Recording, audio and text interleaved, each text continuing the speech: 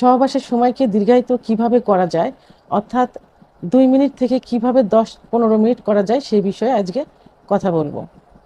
সহবাসের সময়কে দীর্ঘায়িত করার জন্য স্বামী স্ত্রী দুজনকেই ধৈর্যশীল এবং সহনশীল হতে হয়। মাথা ঠান্ডা রেখে যৌন কার্য পরিচালনা করতে হয়। মনে রাখবেন যে আপনি যুদ্ধক্ষেত্রে যুদ্ধ করতে যাচ্ছেন না, জয়লাভ করতে যাচ্ছেন না। আপনি যাচ্ছেন আপনার পার্টনার অথবা স্ত্রীকে সুখ দিতে এবং নিজে সুখ নিতে। যখন সহবাস শুরু করতে যাবেন তার পূর্বে দুজনকে পর্যাপ্ত পরিমাণ ফোরপ্লে করবেন। সাধারণত পুরুষেরা খুব অল্প সময়ের ভিতরে উত্তেজিত হয়ে যায়, আর মহিলাদের উত্তেজিত হতে একটু সময় লাগে, অর্থাৎ 10 থেকে 15 মিনিট, কখনো দেখা যায় যে 30 থেকে 35 মিনিটও সময় লেগে যায়।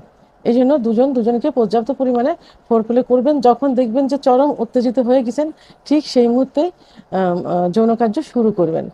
আচ্ছা, যৌন কার্য শুরু করার পর যখন আপনার প্রাইভেট অঙ্গ স্ত্রী যোনির মধ্যে প্রবেশ করবেন এবং 5 থেকে 6 বার সঞ্চালন করার পর যখন বুঝতে পারবেন যে আপনার বীর্যপাত হয়ে যাচ্ছে, ঠিক সেই মুহূর্তে আপনি আপনার প্রাইভেট অঙ্গ সরিয়ে আনবেন যোনিপথ থেকে।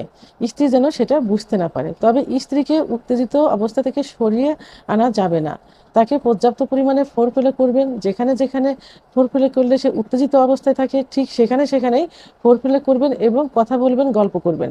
এর মধ্যে দেখবেন যে আপনার প্রাইভেট অঙ্গ নিস্তেজ হয়ে গেছে। তো আবার যখন নিস্তেজ অবস্থা থেকে আবার শুরু করার ডিসিশন নেবেন, তখন মন মানসিকতা সেইভাবে তৈরি করবেন। তবে যৌন কার্য পরিচালনার পূর্বে অর্থাৎ সহবাসে আসার পূর্বে আপনি কিছু খাবার খেয়ে নেবেন।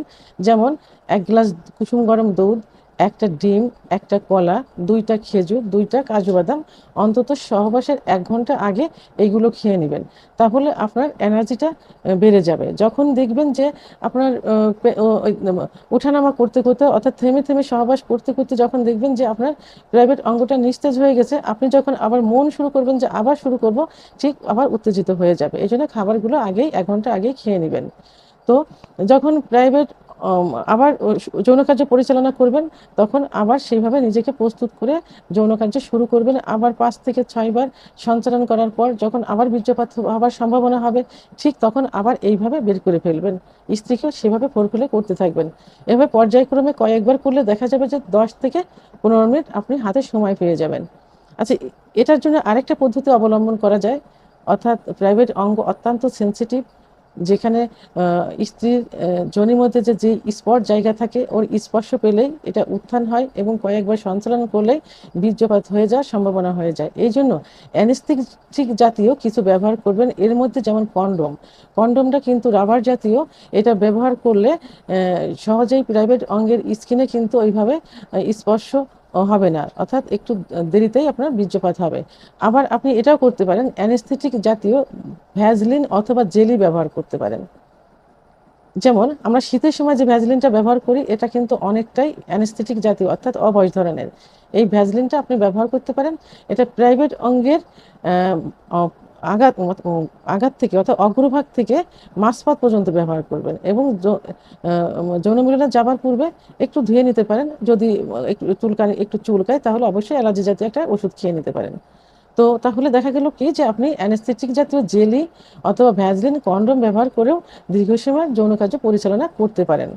তো আমরা যে পদ্ধতিটা পূর্বে বললাম যে থেমে থেমে সহবাস করতে হবে, এইটা আপনি 4 থেকে 5 মাস প্র্যাকটিসটা করলে একটা সময় অভ্যাসে পরিণত হয়ে যাবে। তখন এই থেমে থেমে সহবাস আর করা লাগবে না, এমনিতে আপনার সময়টা বেড়ে যাবে। তো বন্ধুরা, আমার ভিডিওটি সম্পর্কে যদি কোনো মতামত থেকে থাকে তাহলে অবশ্যই কমেন্টসের মাধ্যমে জানাবেন।